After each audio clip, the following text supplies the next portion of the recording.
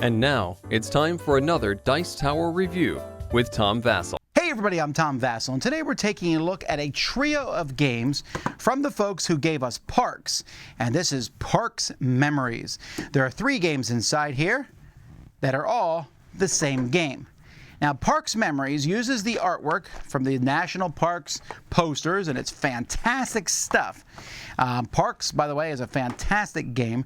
This, I heard, was a much lighter game. In fact, it's called Parks Memories because it's based on the game, I don't know what people call it, I always called it Memory Match, where you flip over 2 cards and see if they're the same. That's kind of what this is, with a twist. Let's see if that twist is worth it. So there's 3 different sets for this game, and they all play almost exactly the same. And so we're taking a look at this one here, the Coast to Coast set, but there is also the Planeswalker set, and then there is the Mountaineer set.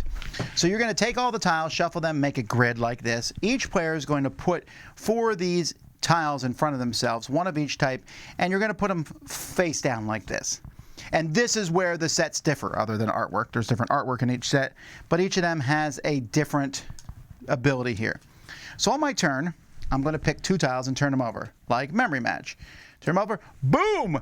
I matched the type. You're looking to match types when you turn them over.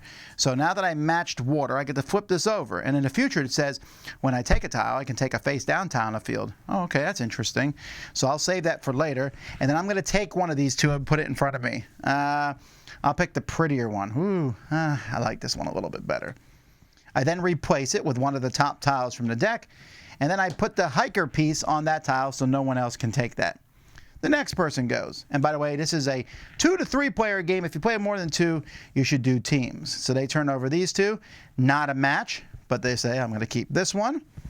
They'll replace that one with a face down. Move this to here. That gets turned face down. Next person goes. Now, what are you trying to do in this game? You're taking these tiles one at a time, but you're trying to find pictorial matches.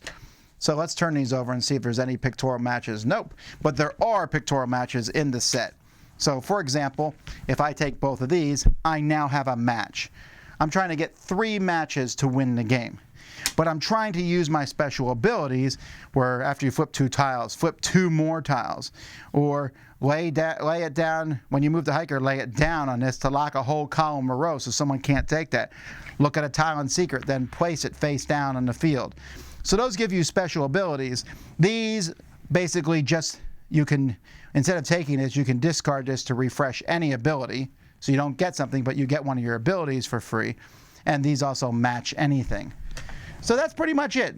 That's the art and stuff. It's kind of memory match with special abilities.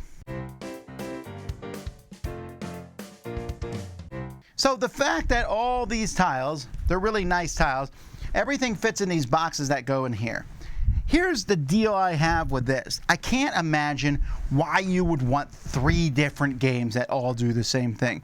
Yes, there's this gorgeous art, but if you like this art, just buy the posters. I mean, it comes in a very nice thing. Each of the hikers is a different color. You see this one's orange as opposed to blue. And the artwork is gorgeous. It fits in the box. These are very nice tiles. You know, it's beautiful stuff that you have in here. The rules are fine, you know. They're linen finish rules and everything. And it tells the artist it's really good quality. I just don't know why you would want more than one of them. The twist is not worth it. And I feel bad about this because I like this company and I think they do a great job at putting out games. I like Parks, I like Trails. I don't care for this. And the biggest reason is I don't know who the audience is. So I played this with my young son. He understands Memory Match. He does not understand special power tiles and that you're trying to find 2 of the same to get a special power, to use that special power to do other things. So it's not really for him.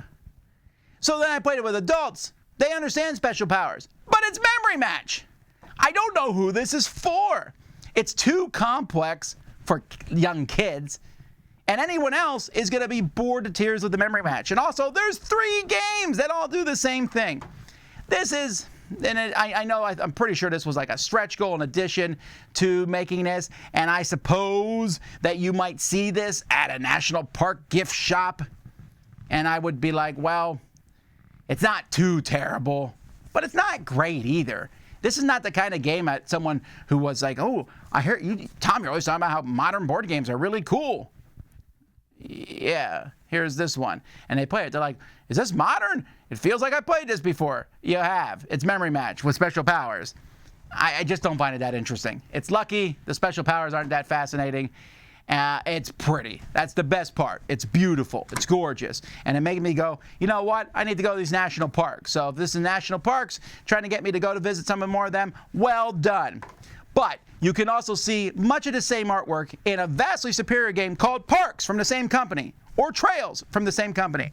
Those games are fantastic. They're also pretty simple. So skip the memory, go straight to the main game. I'm Tom Vasel. You've been watching the Dice Tower. Dice Tower Judgment. It's pretty, but there's nothing else inside.